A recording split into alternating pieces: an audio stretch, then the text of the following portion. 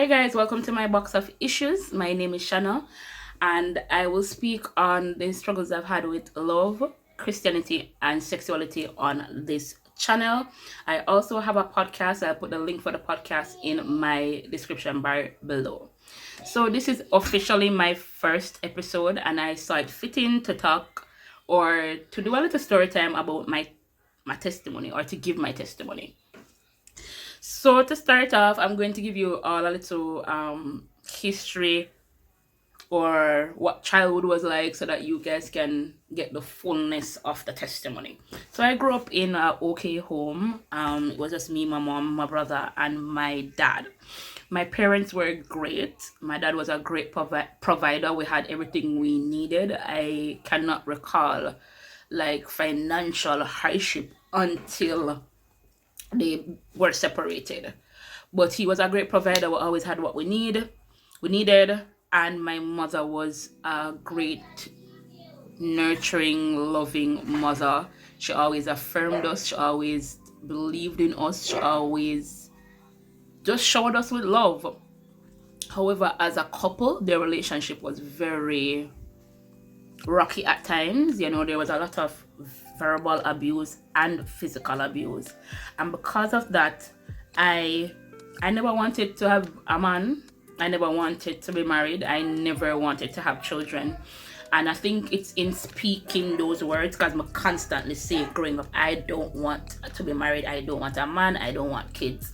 I think in speaking it over and over again, it started to manifest in my life, and therefore I realized that I was having same-sex attraction when I was in primary school. So around 10, 11 there, I realized that I feel this way. However, I was raised in the church. I got baptized at the age of 10. I was very active in church, actually. I was on the praise and worship team, the Sunday school choir, the youth choir. I was also a part of a Christian youth ministry where we did singing, dancing, sign language, drama. Yeah. So I never acted on the feelings and the urges. But then, during high school, I started watching porn, soft porn, like Cinemax After Dark. And a little disclaimer, I probably should have said this before I started, but with my box of issues, it's not kids friendly. So if your kids are in the room, you want to kind of send them out. So yeah. So I started watching soft porn, late night, always up. I've always been a night owl. So came across it and started watching it, and of course that led to masturbation, because pornography and masturbation work hand in hand. But after you have the feelings, when you watch it and you get aroused, what are you going to do? So I started watching porn, masturbating, and sex has always been like a drug for me. It's always been something that I run to for comfort and for relief, and whenever I'm stressed out, it has just always been a drug, just something that I turn to. So I went through high school, and I never acted on the feelings. I just masturbation became like a nightly thing. Like, guys, I was addicted to pleasing myself. It felt great. Yeah, so masturbation became a part of my nightly routine. The fast forward now, I am 19. I meet. What is meat? Piece of chicken. Not even chicken, a meat. Fast forward, and I left high school. As I said, I never act upon my urges for females, even though I went to an all-girls school, and one would say, "Oh, that's where I come from." No, it did not come from there, because I could not stand school kids. Nah. So it never stemmed from there. It was coming all the way from longer days. So I never acted under the feeling. As I said, I was very active in church, and even though I was masturbating and watching pornography, and even that, I always had a very strong conviction. Anyway, I left high school, and I started trying to act on my urges. But I live in Jamaica and they're very homophobic. I mean, no, them kind of lighten up, but they were very homophobic. And I just never knew how to approach someone here or to even tell that someone was that kind of way. So I went online and I was on several girls chat rooms and stuff like that. Instagram, Facebook and them things, there wasn't a thing. So it was regular chat rooms, or I think it was called MySpace back then, them long time there. Anyway, so I was on a lot of girl chats and I met a couple girls, you know, just talked and talk because they weren't here, they weren't Jamaicans. I met a Trinidadian. That's a whole, I need to sit down and do a story time about that. That's a story I have to share some other time. I met this Trinidadian, yeah, we spoke online. I met a couple other persons, and then I met my husband in the flesh. Yeah, not online. I met him in the flesh, and honestly, when I just met my husband, sad to say, he was a cover-up, you know, because my mother was slowly kind of picking up on the fact that I was into girls.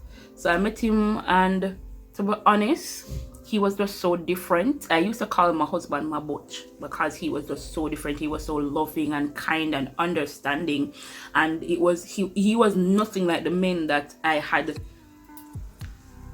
around me growing up. He was nothing like them. He was just the total opposite. I didn't even know that men could be that nice, honestly, trust me. So we were friends, and then we formed a relationship, and so I met my husband and we were friends, and then we started dating, and then fornication came into play. You got that deep. Yeah. What do you call it? Premarital sex came into play, and however, the urge and the curiosity to be with a female never disappeared. It never went away. And I told him from the get-go, from I met him, that yo, I'm into girls. This is me. And he accepted that. He accepted me for who I was. Yeah, so as much as I was dating him, I still had the urges, and I met someone online.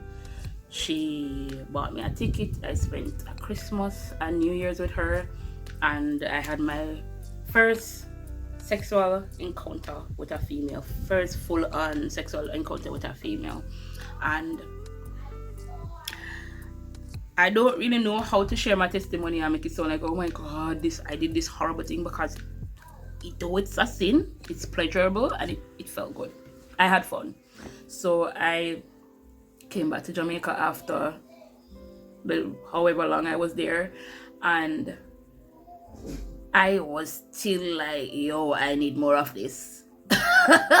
So I continued to have encounters with other females while being with my then boyfriend. My husband, who was then my boyfriend, got baptized, and we got married like a month or two after he got baptized. And I was like, yo, my husband is now a Christian, I'm now married, I'm now legal to have sex, like, you know, I don't have to be like feeling guilty about it anymore. I'm legal, so I am going to put away that lifestyle, that whole being with a female lifestyle, bisexual lifestyle, same-sex lifestyle, and just be with my husband. So for the first 2 years of our marriage, I did not entertain any females. We didn't text, didn't flirt, just did away with that lifestyle. Then the year 2013 happened, guys, and that was a very rough year for me. Like, I remember the year 2013 like it was yesterday. It was a very rough year. It was the year we had our son, and that was one of the only good things that came from that year.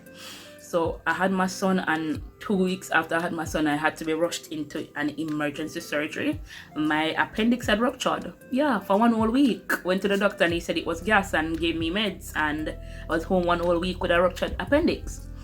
So they rushed me into surgery, And I remember going into surgery just thinking, like, God, you can't make me dead left my newborn. And my husband literally just got married. Like, how him young, like, at this point I'm 23, he's 24. How are we going to, how am I going to grow a child, raise a child on his own? So my pray to God, like, God, please. Anyway, a couple months after that, someone died. Someone who was a role model for me, but never knew it. And I think that's why I took it so hard, because growing up I wasn't a very vocal person. Like, I'm very vocal now. Like, me not really care what you think about me when me talk. I'm going to express myself. I'm going to let you know how I feel. Because growing up, I was not a vocal person. Not that I was bullied not to or anything. Like, my mom always wanted to know what was on my mind, but I wasn't vocal with others. Like, I was very antisocial and to myself. So you could mean the word to me and not know. So I wasn't very vocal growing up, and therefore this person was like a role model. It was someone that I looked up to. And she died at a very young age, leaving her child, like her 5-year-old child at the time, and her husband. And I couldn't wrap my head around it. And I questioned God a lot in that time. I'm like, God, this is somebody that has been serving you all her life. Like, she's one of them people that when them neighbors drink cut in a church. You get me? And you just make you sleep and I wake up. Like, I couldn't get it. Like, if it was an accident, I could have said, all right, then it was an accident. If somebody, as a God, if somebody did murder me, I feel better. It might sound away, but I just couldn't wrap my head around how she just sleep and never wake up. And I had a hard time. This was somebody who shared the same love that I have, one of the same love that I have, and which is ministry, which is singing, which is praise and worship, and just so I remember for years I could sing a gospel song, because every time I sing one gospel song I remember her. Every time I sing one gospel song I remembered her. It was just very hard to move on from that. And then a couple months after that, my husband dad died, and that was the straw that broke the camel back in 2013. Trust me, because I was like, God, you suffer better or for worse. No, when I reached the better, and it's just been worse after worse after worse. Like, seriously, it cannot get any worse.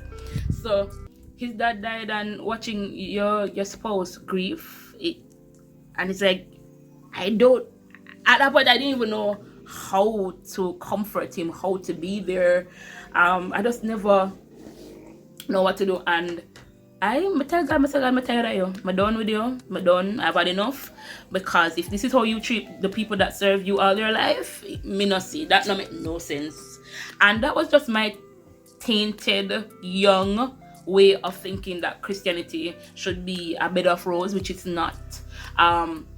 My husband used to say that I was raised with rose-colored glasses, which is true. My mother kind of sheltered me. So it was, even when bad things were happening or we were having hard times, she would hide that from us. So because of that, I never knew that as a Christian the struggles were so many. Like, the struggles is just real, like day after day, it's something new. So whenever I get it, me like, God, how can people be serving you all them life and this is how you treat them? This cannot make sense. So I said, I'm done with you. Tired of you, sir. Tired of you. So I got a girlfriend that very year in December 2013, and that was my only relationship, to say, really.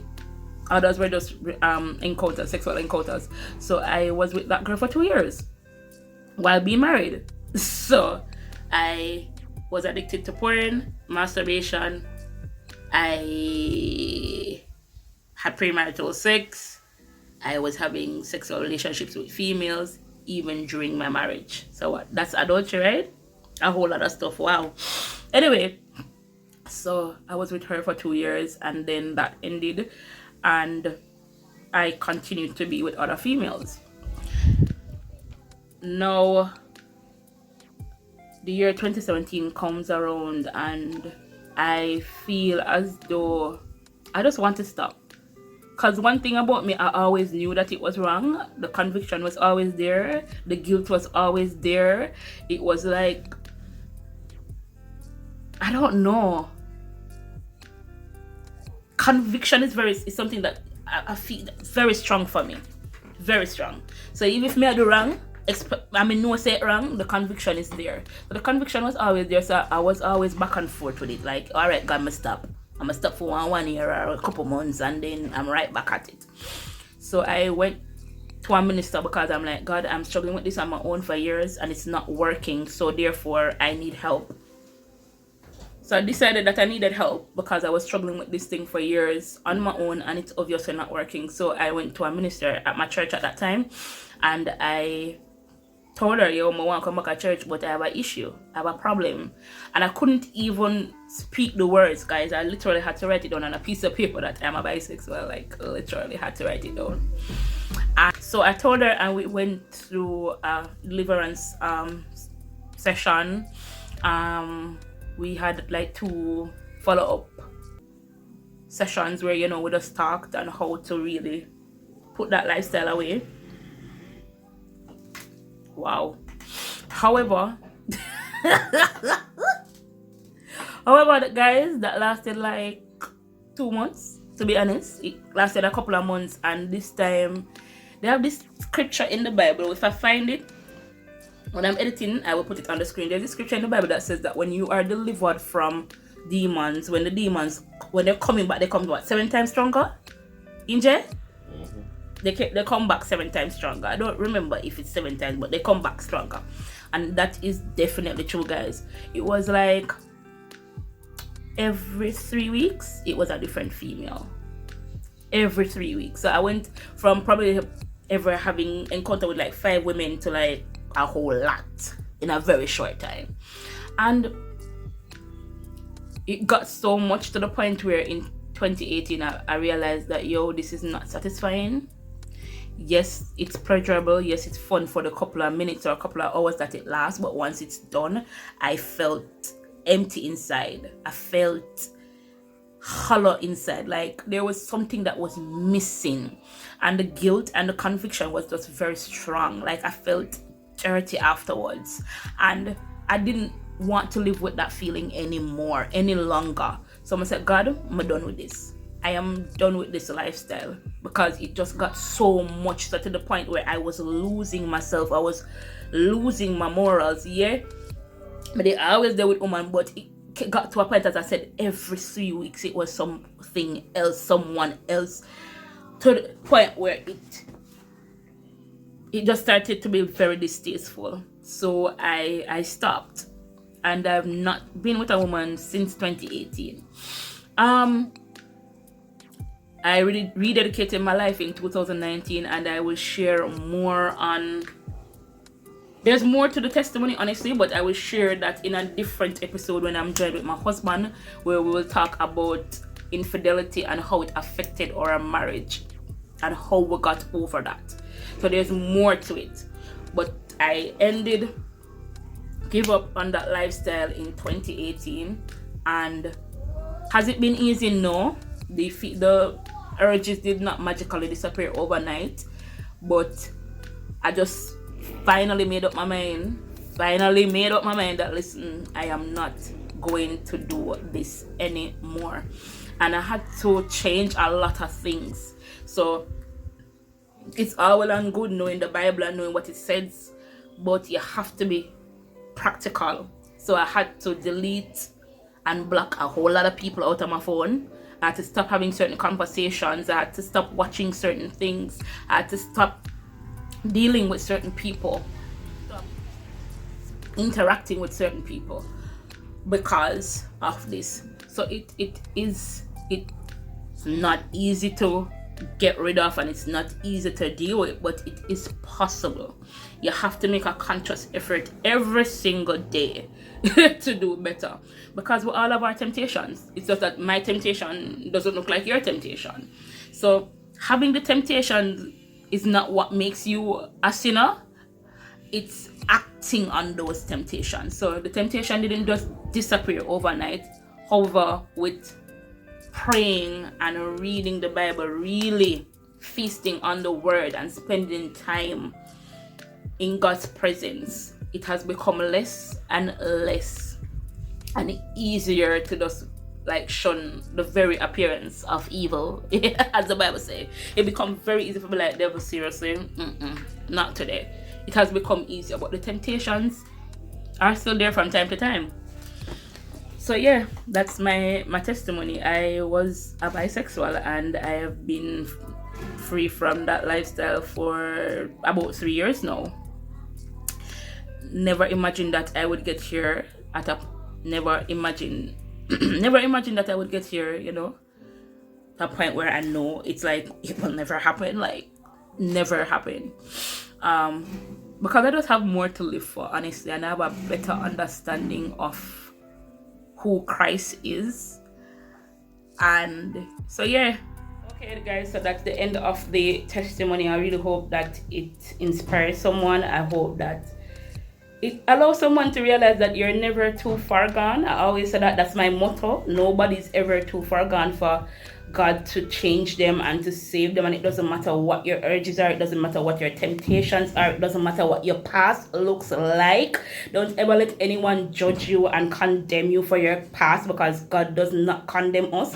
And Jesus died so that we might have life and have it more abundantly, and so that we can be redeemed from our sins.